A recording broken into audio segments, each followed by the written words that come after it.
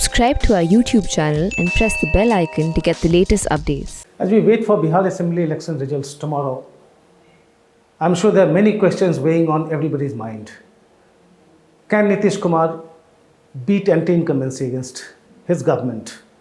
For 15 years, the JDU has been there in power. Can Nitish Kumar beat it?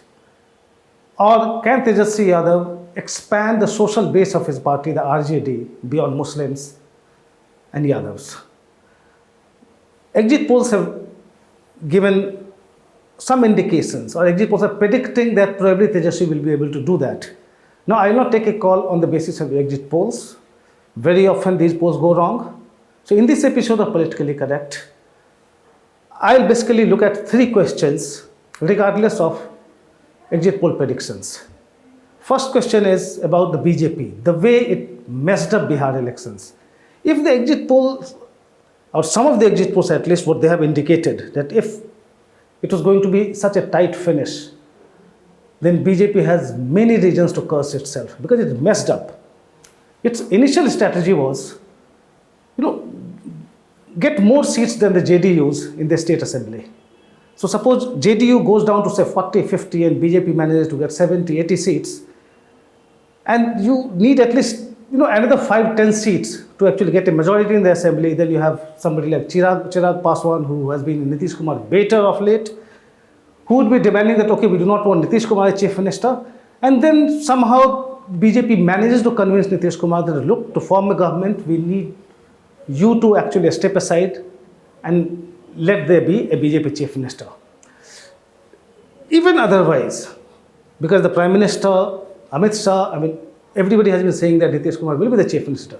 Suppose in the event of the BJP and the JDU together getting a majority and not needing any other party, if Chirag Paswan manages to hurt JDU enough and bring down JDU's tally in the state assembly much lower than the BJP's, well, who knows, in the next 1 year, 2 years, probably the BJP will have enough reason to talk it out with Nitish Kumar and actually convince him to vacate the seat for a BJP chief minister, or probably shift to the center, or just a step aside. So these were all these calculations that BJP strategists had in their minds, and that's how they propped up Chirag Paswan, who has been going after Nitish Kumar since March. He has fielded 137 candidates, including 110 on the seats contested by JDU. So the idea is very clear. Bring down JDU's tally. And we have discussed in the past how Chirag Paswan calls himself PM Modi's Hanuman, and the Prime Minister has never actually categorically dissociated himself from Chirag Paswan. So there is always that element of doubt.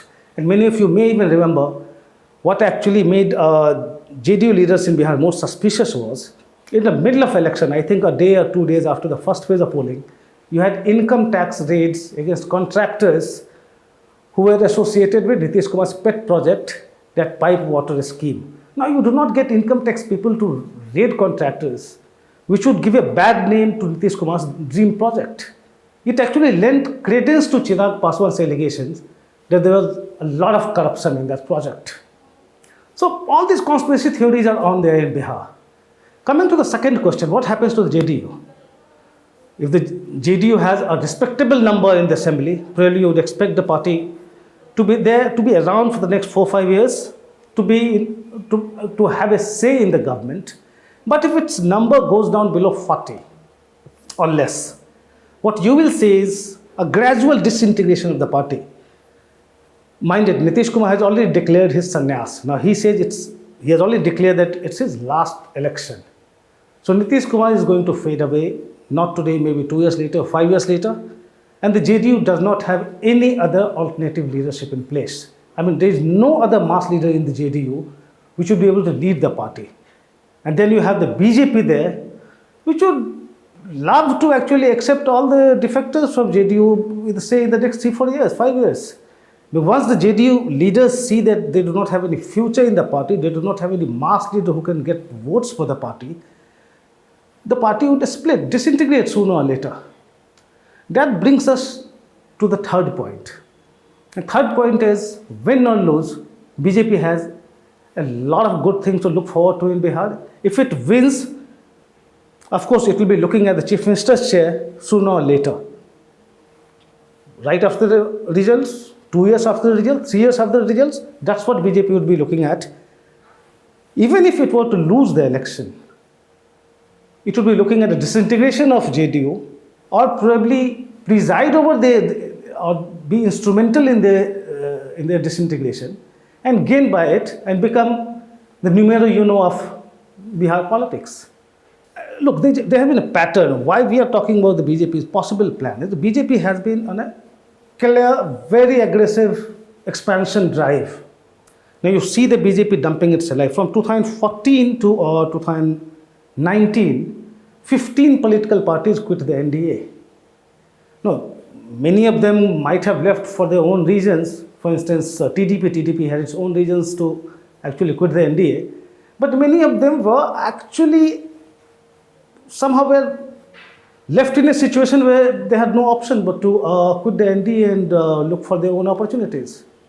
From 2019 onwards, you have had 3 parties leaving the NDA. So total 18 political parties have left the NDA today. So far, in the past 6 years.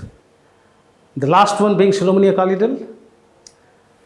And when Shiromani Akali Dal quit on the basis of quit the NDA, I'm protesting against the centre's decision on agriculture reforms, or maintaining that the SAD was not consulted. They were trying to look naive, because Shiromani Akali Dal was or no other NDA constituent or BJP ally in the government. Well, they were consulted over policy decision. The fact was the BJP was already looking at the possibility of going it alone in Punjab, because it could not grow beyond a point under the SAD's shadow. Because BJP would never get to contest enough number of seats in Punjab to have a government on its own any time in future. So BJP was going to leave SAD anytime. That alliance was going to split anyway. Now we are looking at JDU. You have seen what happened in Tamil Nadu. Now this Veil Yatra that the BJP proposed, holding this rally from one shrine of Lord Murugan to another, like they wanted to cover the entire state and mobilize people on the Hindutva card. In Tamil Nadu, BJP is part of the NDA. AIDMK is part of the NDA. But that has not prevented the BJP from trying to basically create its own base, expand its footprints in the state.